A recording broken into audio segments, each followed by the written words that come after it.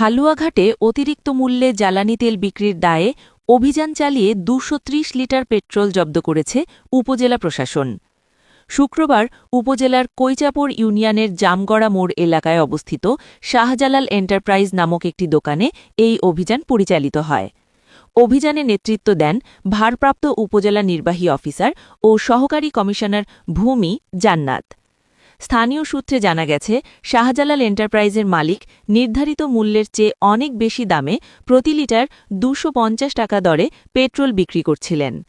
এমন গোপন সংবাদের ভিত্তিতে উপজেলা প্রশাসন সেখানে ঝটিকা অভিযান চালায়। অভিযানের সত্যতা মেলায় দোকানটি থেকে মোট ২৩০ লিটার পেট্রোল জব্দ করা হয়।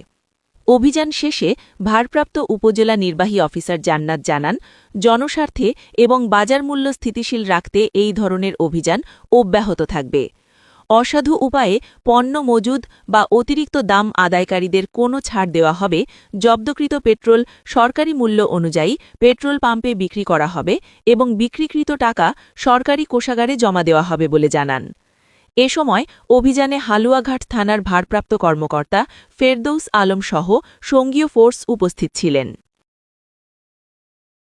আজ আমরা আমাদের ভিত্তিতে আমরা এই জামগড়া মোড়ের একটি বাড়ি থেকে আমরা প্রায় ২৩০ লিটার পেট্রোল জব্দ করেছি।